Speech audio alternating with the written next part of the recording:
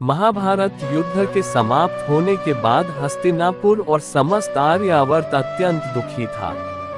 लगभग पूरी क्षत्रिय शक्ति युद्ध में नष्ट हो चुकी थी। युधिष्ठिर को हस्तिनापुर का राजा बनाया गया और श्री कृष्ण ने अर्जुन व पांडवों को समझाकर राजकार्य संभालने को कहा। द्वारका में श्री कृष्ण यदुवंश का नेतृत्व कर रहे थे, किंतु धीरे धीरे यदुवंश में भी अहंकार और कलह बढ़ने लगा। ये सब होने का कारण स्वयं भगवान की लीला थी, क्योंकि पृथ्वी पर उनका अवतार पूर्ण हो चुका था और अब उनका प्रस्थान होना निश्चित था। भागवत पुराण में वर्णन आता है कि एक बार ऋषियों ने यदुवंश के युवराज साम को शाप दिया था। शाप के अनुसार यदुवंश आपसी कलह और मदिरापान में डूबकर नष्ट हो जाएगा। कालांतर में वही हुआ। यदुवंशी राजकुमार आपस में लड़ने लगे, मूसल की औजारों से एक दूसरे को मारने लगे और देखते ही देखते पूरा यदुवंश नष्ट हो गया। इस घटना को मूसल लीला कहा जाता है। यदुवंश के नाश के बाद द्वारका वीरान हो गई।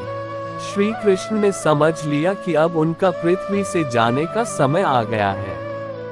वे जंगल में विश्राम कर रहे थे, तभी एक शिकारी जरा ने उन्हें हिरण समझकर तीर चला दिया।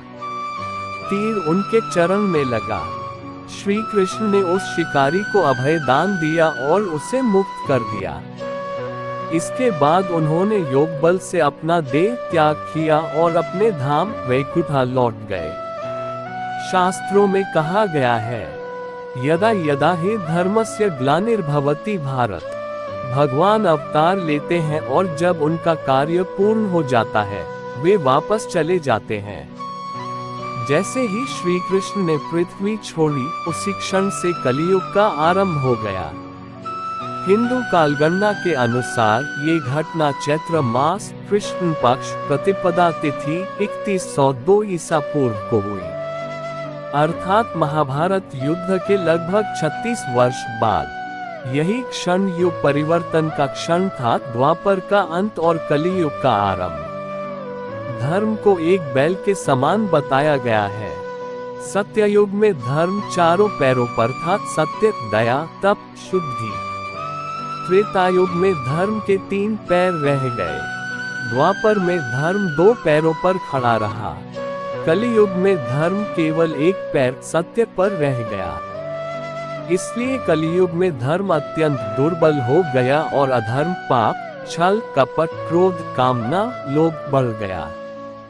भागवत पुराण और विष्णु पुराण में कलियुग की अनेक लक्षण बताए गए हैं। 1. लोभ, लालच और स्वार्थी हो जाएंगे। 2. भ्रष्टाचार, अन्याय और अधर्म बढ़ेगा। 3. पारिवारिक संबंध कमजोर होंगे। 4. लोग केवल धन, भोग और कामवासना के पीछे भागेंगे। 5. सत्य और धर्म की जगह झूठ और छल का महत्व होगा। 6. मनुष्य छोटी उम्र में ही मृत्यु को प्राप्त होने लगेगा। 7. प्राकृतिक आपदाएं और बीमारियां अधिक होंगी। शास्त्रों में एक और महत्वपूर्ण बात कही गई है, कलियुग भले ही पाप प्रधान है, लेकिन इसका एक बड़ा गुण है। उंगली से दाहिनी ओर इशारा। इस युग में केवल भगवान का नाम स्मरण करके भी मुक्ति पाई जा सकती है। सत्ययुग में तपस्या से मोक्ष मिलता था, त्रेतायुग में यज्ञ से, द्वापर में पूजा और विधि विधान से, लेकिन कलियुग में केवल हरि नाम संकीर्तन, राम नाम, कृष्ण नाम से मोक्ष संभव है। इसीलिए इसे भक्ति युग भी कहा जाता है। कलियुग की कुल अवधि 432,000 वर्ष है। अब तक लगभग 5100 वर्ष बीत चुके हैं। शेष लगभग 426,000 वर्ष अभी बाकी है।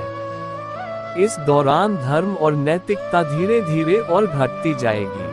अंत में जब धर्म का पूरी तरह नाश हो जाएगा, तब भगवान विष्णु कल की अवतार लेकर कलियुग का अंत करेंगे और पुनः सत्ययुग की शुरुआत होगी। कलियुग केवल पाप और अधर्म का युग नहीं है, बल्कि यह हमें चेताने वाला युग भी है। ये हमें बताता है कि मनुष्य को जीवन में संयम, सत्य और भक्ति अपनानी चाहिए। यदि मनुष्य केवल भोग और लोभ में फंस गया तो उसका जीवन दुखमय होगा। इसलिए शास्त्र कहते हैं, कलो दोषनिधि राजन अस्ति ये को महान गुण, कृतस्त्रेन गहते राजन नाम संकीर्तन हरि। अर्थात, हे राजन, कलियुग दोषों से भरा है, लेकिन इसमें एक महान गुण भी है, केवल भगवान का नाम जप कर ही मनुष्य मुक्ति पा सकता है। कलियुग की शुरुआत श्री कृष्ण के प्रस्थान के साथ 3102 ईसा पूर्व से हुई। यह अधर्म, पाप और अन्याय का युग है। धर्म यहाँ केवल एक पैर पर खड़ा है, लेकिन इस युग में एक विशेष अनुकंपा है कि केवल भगवान का नाम जप कर भी मनुष्य मोक्ष प्राप्त कर सकता है। इसलिए कलियुग हमें ये शिक्षा देता है कि भले ही संसार में पाप और अन्याय बढ़ जाए, पर यदि मनुष्य सच्चे मन से राम नाम, कृष्ण नाम, शिव नाम या हरि नाम का स्मरण